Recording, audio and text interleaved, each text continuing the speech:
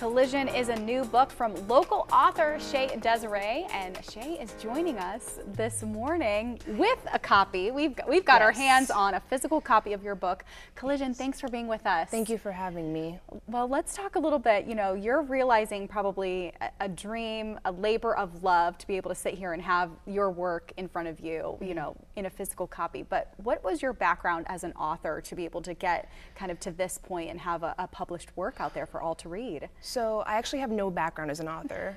This is my debut novel, but I've always been phenomenal at writing. So I tried to channel just the natural talents that I have and just play off of that. And I mean, you have to be forgiving of yourself when you do things like that too, because not only are you taking such a big step to be an independent author in like a small town, but just to put your work out there for any form of criticism is.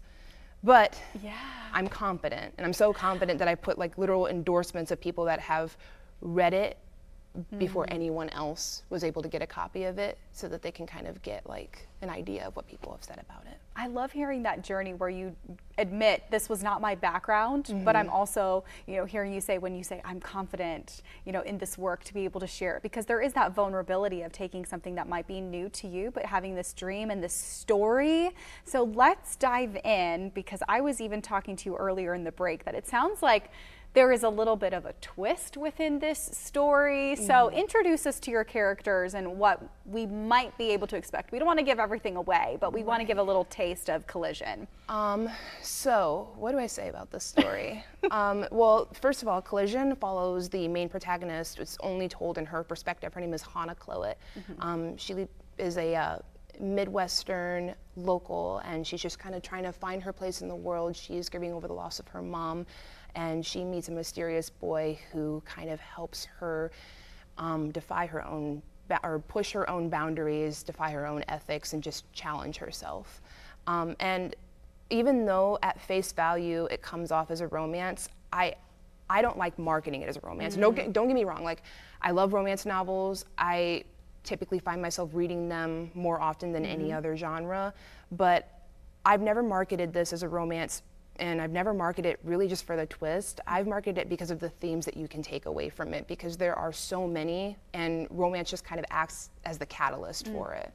So it brings these characters together, but are they kind of connected in an unexpected way as well? Yes, they are. Yeah, we don't want to give too much away, but I'm sure a lot of people can, you even said this is a Midwest character. You know, how does that allow people, even from our area, relate to just certain themes or certain character traits that we do find ourselves having that through line from being in this region? You know, how can someone relate to that character? Well, first off, it'll feel more centralized. Like, I feel like there's not really a lot of things that happen in the Midwest other than just corn growing. Right. So we try, but there is more than corn in Indiana, but still. Yes, like talented people. Yes, very authors, talented people. You know. So, like I said, more centralized, and it will give it more of a homey feel too. And people will feel like if it hits closer to home, they might relate to it a little bit more.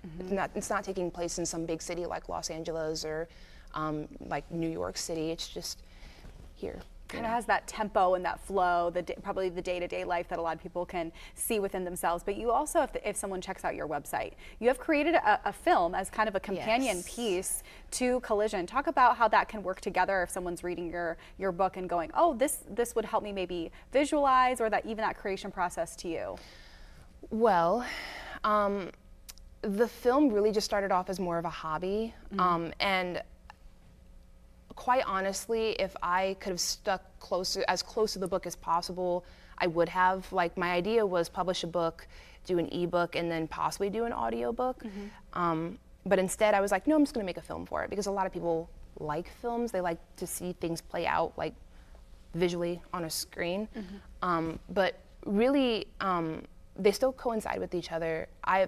I've always been bigger on read the book instead of watching the film. But this is kind of like, this is more of for people that maybe have a hard time reading, they can't stay focused long enough, which can relate. I have ADHD, so it was very hard for me to sit down and write this, let alone expect anybody to like read the Well, they're definitely going to want to read the whole thing, but it's beautiful that you've been able to create such a companion piece with that film, because both seem to be passion projects of yours. I love that you mentioned that this was not your background, but it definitely probably inspires a lot of people that might have a story within them to take that leap and share that story. So thanks for being with us this morning and sharing Collision, because we want to make sure that we share that with all of our viewers to get some more information to check out that film, to get your own copy of Collision. Check out Shay's website. It's right there on your screen, but you can also find Shay's work on social media. Facebook and Twitter are right there up for you as well.